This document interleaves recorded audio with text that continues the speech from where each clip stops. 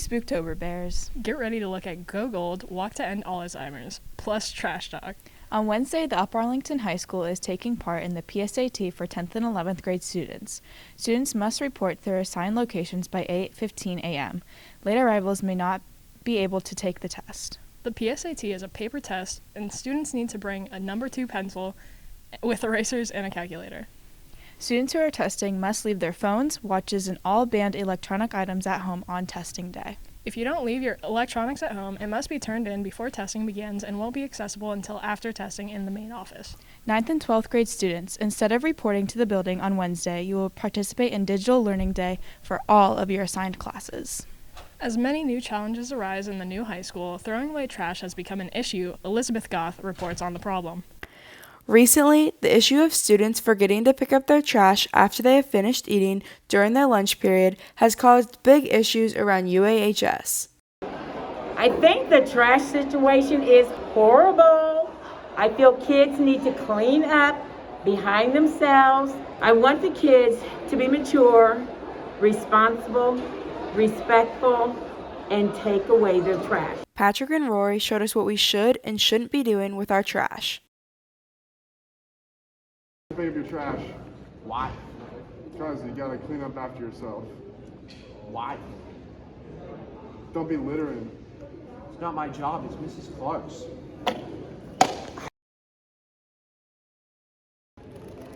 Remember to pick up your trash. Oh yeah, that's right. I gotta throw this away. Missed, Kobe. Throw away your trash or you're lame. This has been Elizabeth Goth reporting from the WARL. Please throw away your trash. Our custodial staff is already working hard to make sure the new school is spotless. You can do your part. Next week is the last week of the quarter. Use the weekend to tie up all of your loose ends for all your classes. You don't want those final grades to scare you. Ooh. Now to Elizabeth and Patrick with sports.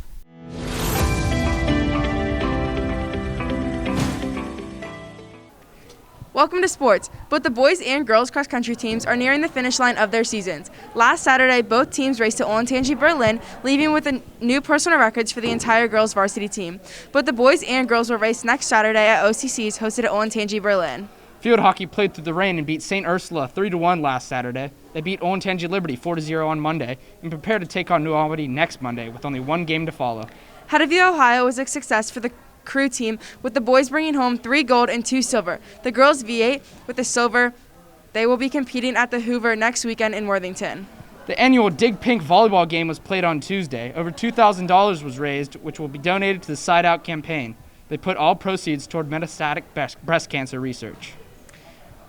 Boys water polo went 3-1 over the weekend in Cincinnati. They currently hold a record of 20-3. The team continues their preparation for the postseason in the upcoming weeks. Boys soccer is ranked 4th in the state with an 11-1-1 record. They lost for the first time this season to Dublin Kaufman with a score of 3-2. Girls soccer tied with Dublin Kaufman 0-0 on Tuesday. Their next game is against Hilliard Bradley on Saturday. On Tuesday, boys golf played in the Central Tournament at Darby Creek. They collectively scored a 310, qualifying them to play in the district tournament next Wednesday at Apple Valley. Girls golf wrapped up their season on Tuesday. Sophomore Mary Murray qualified individually to compete in the district tournament next Tuesday at New Albany Links. Rory previewed the Go Gold for Childhood Cancer event happening tonight at the football game. So this Friday is the Go Gold football game, which is for childhood cancer awareness.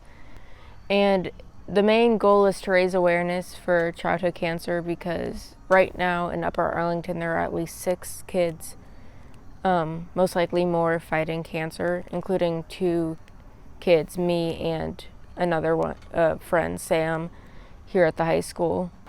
And hopefully if there's any kids with cancer fighting in UA and they see it, it'll bring them a little bit of joy knowing that their whole community is looking out for them. So all the donations will be going towards helping kids at Nationwide Children's Hospital. It'll be going through my nonprofit, Bearing Hope, which I started about a year ago, to send packages to kids like me fighting cancer at the hospital. The main goal is for it to be used to get Legos, crafts, art supplies for the infusion floor, which is separate from the floor the kids would stay overnight if they're inpatient, to just keep them busy and keep their minds off of all like the chemo and the side effects and all like that not so fun stuff about being in the hospital. You can catch Aaliyah, Sam, and their families for a special tribute at the football game later tonight. This has been Rory Brennan reporting for the WARL. T-shirts will be available for $5 during lunch on Golden Bear Boulevard or at the game for $10. Proceeds will benefit Aaliyah Ramsey's nonprofit, Bearing Hope, providing care packages for kids fighting cancer at Nationwide Children's Hospital. Girls Varsity Tennis B celebrated their 5 seniors on senior night last Thursday. Check out our Twitter at WARL_TV for a recap of the night. The football Bears beat Olentangy Liberty 41-24 last Friday for the first time in school history. They extend their record with an undefeated 7-0. They're ranked 5th in the state, and the theme is camo. Pre-sale for tonight's games are in the athletic office from 8 to 3. The club Give Me Rocks has been selling t-shirts all week to help raise money for kids with special needs getting involved in sports. All proceeds will go towards uniforms and equipment expenses. Shirts will be on sale today during lunch for $20 each. Good luck to all of our teams competing this weekend, and now to Kendall with live interview. Cowabunga Bears, and welcome back to Live Interview. This week I have with us Maxon Yarrington, who wrote and directed his own short film this summer titled Stanley's Mistake. Welcome to the show, Maxon. I'm happy to be here. So, what's Stanley's Mistake about? Well, Stanley's Mistake is about a dystopian future where everyone has to apologize for everything they say as they're saying it. Very like a very interesting concept. So, can you tell us what it was like, what the process of getting the movie started was like? It was very hard. In the beginning, it was just me and a couple of friends, sort of grabbing stuff from stores, my parents kind of supported us financially, but we had to build all the props ourselves. All the camera gear, all the gear was bought for the film, and I was working a lot every day. I would wake up at 6 a.m., go to bed at 12 a.m. It was every day for 4 weeks. All right, so how long did it take you to get this movie off the ground? It took about 4 weeks. Getting the movie off the ground was sort of by chance. I met this producer through my mom because she was friends with the producer, and the producer just asked me if I wanted to make a movie after I pitched my idea to her. So we just started writing down everything we'd need. We had someone go through the script, look for all the props, and then I started calling people, asking them to be actors, and started sending the script out to the people. All right.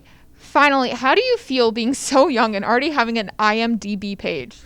It's pretty awesome, but it was never really the intention behind the movie. I wanted to make this movie because I'm really into movies, and that's what I want to do with my life. The IMDb page exists. It's kind of stale right now. There's nothing on it. My producer just wanted to be very professional, so she made me an IMDb page. So when will people be able to see this film? Well, I'm having a private screening for the cast and crew sometime later this month, and then after that, I'll be entering it into film festivals and putting it up on YouTube. So sometime in the next 2 months. All right, well, thank you, Maxon. Now let's throw it to Ava and Jillian with a spooktacular news in community.